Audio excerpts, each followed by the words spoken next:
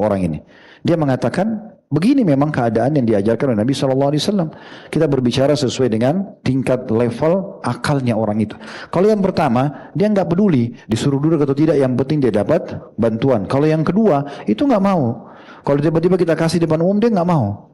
Memang dia nggak mau terima. Maka supaya sedekah saya diterima, saya silahkan dulu dia duduk, saya tawarkan dia mau atau tidak, baru kemudian saya kasih. Itu kebijaksanaan, gitu ya. Jadi nggak bisa sembarangan teman-teman sekalian. Kita bicara sama teman kita, beda bicara sama atau bicara sama adik kita, bicara sama kakak itu beda.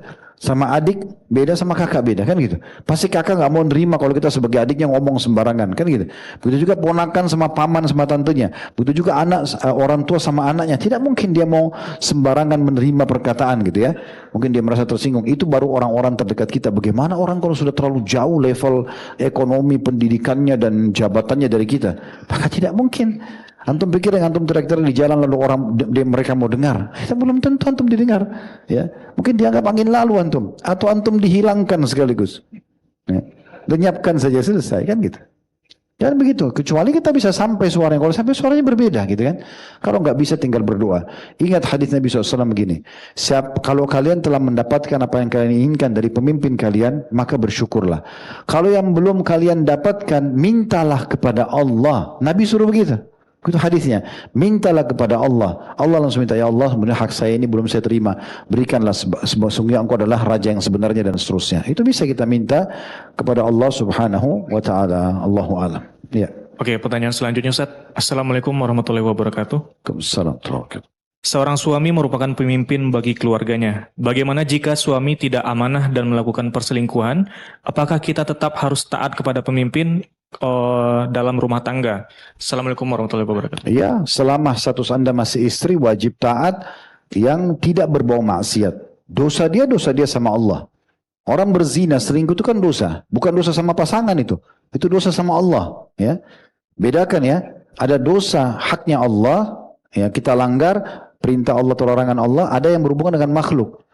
Kalau orang berzina sementara rumah tangga itu bukan dia melanggar, bukan dia sedang langgar pasangannya, bukan. Karena zina itu dosa sama Allah. Kalau dia tidak kasih nafkah, dia ambil hartanya pasangan, itu mungkin, atau dia pukul fisik, iya. Tapi orang berzina itu dosa dia sama Allah. Ada Tuhan yang mengawasi, ada Tuhannya yang syadidul iqab, maha berat siksaannya. Allah yang hukum dia. Dan ulama sudah mengatakan bolehnya seorang wanita mengajukan perceraian dari suami yang pelaku dosa besar. Tidak sholat, berzina, mabuk, penjudi. Itu boleh diajukan. Sementara kan ada hadis Nabi SAW, istri manapun yang minta perceraian tanpa udzur syar'i, tanpa ada alasan yang benar, maka haram baginya bau surga. Tapi ini tidak, ya. Tidak kena hadis ini bagi orang yang memiliki atau dijadikan atau tertakdirkan dia sebagai istri yang bersuamikan yang seperti ini. Jadi dia ingatkan, dia tidak mau dengar, sudah dia ajukan ke pengadilan agama untuk bercerai. Dan dia berharap Allah SWT berikan untuk dia pasangan yang baik, kan begitu. Itu saja semuanya sederhananya. Dia mau bersabar, dia doakan, dia dakwahi sampai mendapat hidayah, atau kalau tidak, dia sudah bisa memutus tugas dia sebagai istri dalam rumah tangga supaya dia tidak berlarut-larut dalam kesalahan tersebut. Juga ingin saya sampaikan poin penting teman-teman sekalian. Kalau misalnya kita pun terzalimi dalam rumah tangga, kita terzalimi dalam sebuah perusahaan misalnya, atau sebagai masyarakat di satu negara. Ini poin plus kita ini untuk kita panen pahala yang besar pada hari kiamat. Saya ingin ingatkan sebuah riwayat. Kata Nabi SAW, kalau dua orang sedang bertikai, maka rahmat Allah akan terus datang kepada orang yang tidak membalas, dan murka Allah datang kepada orang yang memulainya. Gitu kan? Sampai nanti ini membalas. Kalau ini membalas, yang sedang diam tadi membalas, maka nanti Allah akan lihat, ditimbang, apakah perbuatan orang yang menzalimi ini dengan orang yang menzalimi sama balasannya. Kalau sama berimbang, maka impas, tidak ada lagi tuntut-tuntutan hari kiamat. Misalnya antum digibah oleh orang, kadar gibahnya itu misalnya 50 nilai dosanya. Antum balas juga menggibah dia, nilainya 50, ya sudah. Nggak ada lagi hak antum tidak dapat apa-apa hari kiamat. Gitu kan? Tapi kalau orang yang menzalimi ini lebih besar, misalnya nilai gibahnya dia dan fitnahnya dia 100, antum ini terzalimi, awalnya tidak membalas, tapi lama-lama antum jengkel, antum balas juga, tapi nilainya cuma 70. Ada selisihnya 30. 30 nanti akan kita dapat hari kiamat. Tapi jadi masalah begini, penutupan hadisnya. Kata Nabi SAW, tapi kalau orang yang terzalimi ini membalas lebih besar daripada perbuatan orang yang menzaliminya. Misal, orang yang menzaliminya menggibah. Yang terzalimi membunuh. Mana lebih besar? Membunuh. Maka nanti hari kiamat justru orang yang terzalimi ini yang akan diambil haknya supaya berimbang. Coba, kan gitu. Berarti tidak ada manfaatnya kita untuk membalas seperti itu. Ya. Jangan balas kebodohan dengan kebodohan, kejahatan dengan kejahatan. Ya. Jadi kalau antum sudah lepas nih, masalah rumah tangga, ada sesuatu yang cekcok, tidak cocok, dia pelaku dosa besar lah, tadi perselingkuhan, apalah segala macam, antum sudah tahu nih, udah selesai. Cut saja sampai situ, ya, istikharahkan kepada Allah, hati antum tenang, ajukan pengadilan, cerai. Udah. Setelah itu tutup mulut antum, jangan bicara tentang dia sedikit pun, tidak usah bicara. Kecuali antum ditanya nih. Ya, kalau ditanya nggak usah bicara, nggak usah bilang oh itu si fulan jelek, si fulan jelek, nggak usah bicara itu, nggak penting.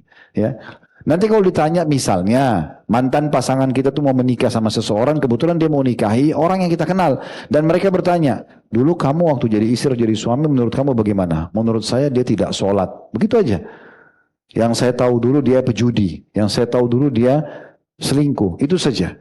Jangan dibumbuhi, niat hanya untuk memberikan informasi kepada saudara muslim agar tidak terjerumus pada kesalahan yang sama, itu aja.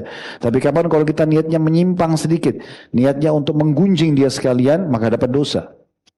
Kan begitu. Tapi kalau tidak ditanya nggak usah. Ada orang kan begitu, bercerai rumah tangga, mereka sampai jauh sekali. Anaknya pun tidak boleh ketemu, misalnya. Karena hak asuh pada dia nggak boleh ketemu sama ibunya atau ayahnya. Ini nggak boleh. Ini kan masalah antara dia suami istri. Apa hubungannya sama anak-anak? Nggak boleh. Kita harus adil. Anak-anak tetap bakti sama ibu sama ayahnya, kan gitu. Sama juga dengan pemimpin dan segala macam. Ini sama hukumnya. Allahu a'lam. Iya. Selanjutnya dari sosial media, Ustaz, Bismillah. Bagaimana cara saya membahasakan atau menasehati saudara atau orang lain yang masih suka mencela pemimpin, Ustaz? Karena saya memiliki keluarga yang seperti itu, kadang saya sering mengencangkan speaker saya saat berada di sebelah mereka. Tafadhol, Ustaz. Saya tidak tahu teman-teman sekalian, orang yang suka menghina pemimpin dapat apa kira-kira? Dia akan menggantikan posisinya pemimpin itu? Atau badannya tambah gemuk, tambah kaya, dia jadi top misalnya gitu kan? Kagak. Itu pun orang kalau top itu harus dicek dulu, itu benarkah ini? Mungkin dilihat retorikanya bagus, mungkin itu pun hanya untuk dijadikan sebagai tim hore di media, gitu kan, untuk meramaikan saja. Dan tidak ada manfaatnya sama sekali. Bahkan lebih berat karena antum sudah menghina, ya. Menghina itu berarti sudah dosa sendiri. Dan antum akan berhadapan sama di hari kiamat depan mahkamah Allah. Pas kalau seandainya dia salah, mungkin masih oke. Tapi kalau dia benar, dan antum tidak tahu, gitu kan? Saya berapa kali duduk sama beberapa orang-orang yang bertanggung jawab di negara kita ini, begitu saya duduk, terus mereka menceritakan tentang kebijakan-kebijakan yang diambil, itu saya duduk berpikir sambil merenung, subhanallah, akal saya tidak sampai ke situ gitu. Karena ada beberapa keputusan mereka ambil itu mungkin karena itu Allah angkat mereka jadi pemimpin. Jadi mereka membahasakan itu karena mentok di sini, negara kalau tidak diselamatkan maka akan begini, kita ambil langkah keputusan begini. Jadi mereka ambil sesuatu yang lebih kecil mudaratnya. Mungkin itu orang tidak semua tahu.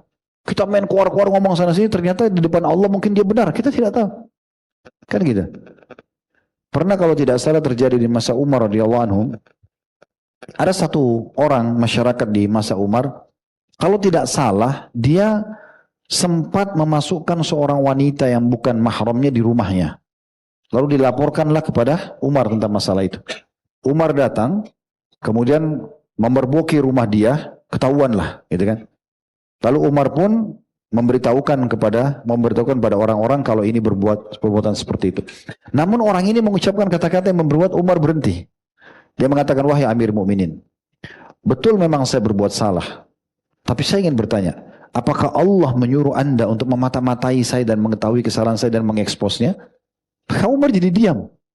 Umar jadi berpikir, memang tugas dia adalah menegakkan keadilan, meluruskan kebatilan. Tapi kan bukan sengaja mencari ke rumah orang. Ada orang yang informasikan, oke, tapi kan kenapa harus dia datang memergoki rumahnya orang dan segala macam. Itu kan jadi masalah. Ini keputusan kebijakan Umar, langsung Umar memberhentikan pada saat itu. Akhirnya diambil kesimpulan untuk menasehatin orang tersebut dan memberhentikannya. Orang itu pun berhenti dari kesalahannya. Karena dinasehatin gitu ya. Nah kadang-kadang ada beberapa keputusan teman-teman, mungkin kita belum sampai ke situ karena kita belum menjabat di situ ya. Mungkin di saat nanti kita sudah, misalnya ada satu guru nih, di satu sekolah, mungkin antum pernah rasakan waktu SD, ada guru kita kadang-kadang mengajar, tapi dia marah sama muridnya. Mungkin karena bagi dia harus muridnya faham gitu ya, niatnya begitu. Mungkin kita pikir ini guru kok jahat banget ya. Tapi setelah, kapan kita tahu kebijakannya kalau kita sudah jadi guru? Kan itu. Oh ternyata guru saya dulu marah itu karena begini, karena ada harapan. Saya pernah ketemu sama salah satu keluarga kami. Dia mengatakan, saya setelah Allah karunia anak-anak, saya baru mengetahui dan menyadari kenapa dulu ibu dan ayah saya itu keras sekali, tegas sekali. Gak boleh keluar malam, gak boleh bergaul bebas. Saya dulu pikir, pasti kok kolot banget gitu ya. Masa gak boleh keluar malam sama teman-teman, masa gini. Dan saya tidak buat apa-apa kok, segala macam. Tapi orang tua ini berpikir jauh. Mungkin anaknya tidak jahat, tapi temannya kan bisa saja jahat. Dia kan bisa dijerumuskan, dikasih obat tidur, dikasih narkotika, mabuk, diperkosa, kan banyak-banyak. Dia bilang setelah Allah kasih saya anak dan saya menjadi seorang ibu dan yang satunya jadi ayah suami istri, maka baru kami sadar, oh ternyata dulu orang tua itu seperti ini karena ada keputusan yang belum sampai, belum kita pikirkan. Mereka sudah bisa pikirkan karena mereka sedang berada di posisi itu sebagai orang tua. Nah seperti itu. Kadang-kadang kita tidak tahu teman-teman, keputusan diambil itu. Saya kadang-kadang di perusahaan harus mengambil keputusan dengan ratusan orang pegawai. Gimana caranya kebijakan perusahaan itu tepat sasaran, supaya berlaku adil. Mungkin tidak semua staf bisa faham keputusan tersebut. Dan tidak perlu juga saya jelaskan. Cuma bagaimana menyebarkan keadilan di antara mereka, bagaimana memberikan kebijakan yang pas, bagaimana bonusnya tidak ada kezaliman. Itu kadang-kadang kita seperti memang main puzzle gitu ya. Mengatur ini mana yang paling bagus, mana yang didahulukan, mana yang diterlambatkan, bukan maksud untuk menzalimi orang lain. Nah, karena orang tidak sampai berpikir kecuali dia di posisi itu. Nah, seperti itulah. Oleh karena itu teman-teman hati-hati sekali. Lebih baik kita menjaga mulut kita agar jangan sampai masuk ke ranah orang lain dan akhirnya membuat tanggung jawab hari kiamat. Itu berat loh. Ingat lagi saya kasih contoh. Kalau sama sahabat dekat kita nih, kita punya masalah dan kita tahu diri kita salah, kita minta maaf sama dia. Kalau dia tidak maafkan, tetap ketemu hari kiamat. Itu orang dekat. Bagaimana orang yang kita tidak kenal? Antum bicara pemimpin ini, pemimpin itu, apalagi orang sudah meninggal, apalagi ada orang lintas negara itu. Ya. Pemimpin negara lain juga ikut-ikutan dibicarakan. Dia kenal saja tidak, ngerti bahasanya tidak, gitu kan? Itu luar biasa gitu. Ya. Selanjutnya dari hamba Allah perempuan Ustaz, ketika kita mendapatkan amanah menjadi seorang pemimpin, bagaimana kriteria dari pemimpin yang adil agar kita terbebas dari hisab yang berat kelak di hari kiamat Ustaz? Tadi sudah kita sebutkan ya, harusnya dia lebih paham dengan agama. Mana hukum halal haramnya Allah, mana yang Allah bolehkan, mana yang Allah tidak bolehkan. Supaya dia lepas dihisab hari kiamat. Karena semua yang ada di wilayah kekuasaan dia itu adalah tanggung jawab dia. Itu tanggung jawab dia. Jadi nggak boleh ada kemungkaran, tidak boleh ada kesalahan, kecuali dia luruskan, tidak ada kebaikan, kecuali dia dukung. Ya itu harus terjadi begitu. Kalau anda boleh contoh-contoh kan seperti Umar bin Khattab tidak tidur malam hari kecuali sudah keliling Madinah, mencari tahu masih ada masyarakat yang butuh atau tidak. Ya, beliau memang seperti itu keadaannya. Ya, bagaimana para khulafa yang sudah masyhur di dalam dinasti Umayyah, dinasti Abbasiyah, mereka itu yang betul-betul bertakwa kepada Allah Subhanahu wa taala, mereka khawatir sekali jangan sampai ada hak masyarakat yang belum dikasih. Sampai waktu Umar bin Abdul Aziz rahimahullah yang menjadi khalifah di Umayyah di tahun 99 sampai 101. Dia baru mengurus jenazahnya khalifah sebelumnya, kemudian dia jadi dinobatkan jadi raja. Semalaman suntuk nggak tidur, pagi ngurus pemakaman, menjelang habis sholat duhur beliau istirahat sebentar. Niatnya begitu dalam buku-buku sejarah dikatakan, dia niat habis sholat asar, dia tidur duhur asar karena tidak tidur semalaman. Habis sholat asar dia akan mulai buka rumahnya untuk menerima keluhan-keluhan masyarakat. Allah kasih dia seorang anak yang sangat soleh, hafid Quran, seorang yang faham agama karena dia didik anaknya memang menjadi seorang alim. Tiba-tiba izin sama pengawal ayahnya karena ayahnya baru jadi raja. Dia bilang saya mau ketemu. Dia tidak bilang mau ketemu sama ayah saya mau ketemu sama Amir Mukminin. Kata pengawal Umar bin Abdul Aziz, ayahmu semalaman tidur begadang, tadi pagi ngurus jenazahnya khalifah dan baru sekarang istirahat. Dia cuma mau istirahat dulu asar, habis asar dia akan mulai menjalankan roda pemerintahan. Dia bilang penting, urgent, saya mau ketemu. Sampaikan ada salah satu masyarakat yang mau ketemu. Dia tidak bilang anaknya. Karena dia tahu ayahnya sudah jadi pemimpin. Maka Umar dibangunkan oleh pengawalnya, lalu dikatakan oleh Umar, ada apa? Dia bilang ada anak anda mau ketemu dengan anda, tapi dia mengaku sebagai seorang masyarakat mau ketemu. Maka kata dia silahkan masuk. Begitu masuk, dia setelah salaman lalu dia mengatakan ada apa wahai anakku? Dia mengatakan wahai Amir Mukminin. Anaknya bilang nasihat dia, wahai Amir Mukminin. Apakah Anda mau tidur setelah Anda menjabat?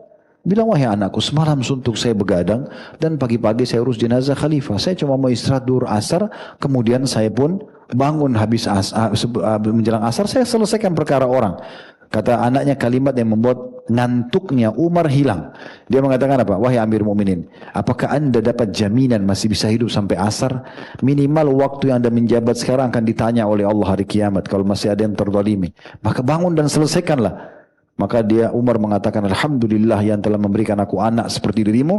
Maka Umar tidak jadi tidur, membuka rumahnya lalu mengiklankan semua yang punya, semua yang terzalimi silakan datang untuk mengeluhkan permasalahannya. Jadi seperti itu keadaannya. Ya, iya. Oke, mungkin ini pertanyaan terakhir untuk malam ini Ustaz. Dari hamba Allah, sebatas mana kita boleh menaati pemimpin? Ustaz, tafadhol Ustaz. Tadi yang pertanyaan sebelumnya tadi itu kita baru sebutkan masalah beragama ya. Tadi sudah kita sebutkan juga dia harusnya jujur, dia amanah ya. Kemudian juga dia mencintai masyarakatnya, mencintai apa yang baik buat mereka sebagaimana dia cintai buat dirinya sendiri. Maka semua itu bagian daripada kriteria yang pemimpin ideal. Tadi apa pertanyaannya? Pertanyaan terakhir tadi, sebatas mana kita boleh taat kepada pemimpin? Selama bukan maksiat kepada Allah, wajib taat. Ada namanya peraturan Allah Subhanahu wa taala, namanya kanun wad'i, peraturan pemerintah setempat ya. Seperti rambu-rambu lalu lintas, ada KTP, ada SIM, ada ijazah, ada akte lahir. Semua itu kanun wad'i namanya. Peraturan-peraturan diletakkan oleh pemerintah setempat. Kalau tidak bentrok dengan peraturan agama, maka wajib dipatuhi. Gak boleh kita langgar itu. Ya, melanggar rambu-rambu lalu lintas, tidak mau punya SIM, tidak mau ini, tidak mau itu gak boleh. Yang tidak ditaati kalau mereka berbau maksiat kepada Allah. Kita dilarang sholat di masjid, tidak boleh ada masjid, ya tidak boleh perempuan berjilbab, tidak boleh apa, itu mungkin, ya. Maka itu boleh kita tidak taat kepada mereka karena memang itu melanggar hukum Allah Subhanahu wa taala. Tapi selama baik dalam hukum agama, kenapa tidak dipatuhi? Dan justru itu bagus menjaga persatuan kita, kemerdekaan kita, memuliakan pemimpin gitu ya. Dan orang-orang juga akan menilai bagaimana masyarakat satu negara menghormati pemimpin mereka dan membela pemimpinnya, sebagaimana juga mereka menilai bagaimana kalau mereka menghina. Bahkan musuh yang akan menaklukkan satu negara, yang paling pertama mereka lirik adalah ribut gak ini antara pemimpin sama masyarakatnya. Kalau ribut negara itu rapuh, pasti gampang dikuasai. Tapi kalau selama mereka solid, maka susah. Ya. Misalnya kalau ada kekurangan sedikit masih ditoleransi, masih diberikan kesempatan, masih segala macam, itu berarti sangat bagus. Atau itu dari masyarakat pemimpin ke masyarakat, mereka berusaha coba jalankan, mungkin masih tertunda tapi nanti akan dijalankan, berusaha terus memenuhi apa yang sudah dijanjikan, itu adalah hal yang positif ya, karena tidak ada yang sempurna tentunya. Ingatlah teman-teman sekalian, satu hal yang paling dikhawatirkan bagi banyak orang adalah rezeki ya. Kan kita itu kekhawatiran karena masalah rezeki ya. Nanti tidak dapat kerjaan, nanti tidak dapat makan, nanti. Kita ini punya akidah sebagai seorang muslim. Rezeki sudah diatur oleh Allah di Lauhil Mahfuz. Hadis Nabi SAW sahih teman-teman sekalian. Tidak akan wafat satu jiwa selama rezekinya belum disempurnakan. Nggak akan mungkin antum wafat. Akan sampai kepada antum. Pemimpin baik atau zalim. Antum tinggal di hutan atau tinggal di kota. Sama. Akan sampai rezeki antum itu. Seteguk air yang sudah Allah takdirkan akan sampai kepada kita. Dan kalau bukan rezeki kita, tidak akan sampai kepada kita. Makanya Hasan Basri mengatakan, saya selalu senang dan tenang karena saya tahu rezeki saya tidak akan diambil oleh orang lain. Tidak mungkin. Ini kan selalu yang membuat orang khawatir kan gitu. Tapi antum menarik-narik ini kemana-mana sampai ke masyarakat kepemimpinan pun gitu kan. Coba kasih batasannya. Supaya kita lebih aman dari hisab hari kiamat. Allahu a'lam. Baik teman-teman sekalian, mohon maaf tidak semua pertanyaan bisa dijawab. Semoga ini sudah mewakili. Dan tentu kami tidak menyinggung siapapun dan tidak berharap tentunya ada salah faham dalam penyampaian-penyampaian seperti ini. Tapi kita memang sedang mengajak apapun yang diajarkan oleh Nabi SAW dan sudah kita sampaikan tadi dalil-dalilnya. Dan ini tentunya akan berlaku sampai kapanpun ya, bahasanya akan sama. Kalau seorang dai memegangi hadis-hadis tadi yang kami sampaikan dan mempelajarinya dalam bahasa Inggris di Eropa sana, di Amerika, atau bahasa Afrika di Afrika, atau bahasa Arab Jazirah Arab, sama semua akan sama. Jadi bukan sedang membahas pemimpin saat sekarang, tapi ini berlaku sepanjang masa. Hukum Allah SWT memang sudah seperti itu. Allahu a'lam. Kalau benar dari Allah, kalau rasa dari saya mohon dimaafkan. Subhanakallahumma bihamdika asyhadu an la ilaha illa anta astaghfiruka wa atubu ilaik. Wassalamualaikum warahmatullahi wabarakatuh.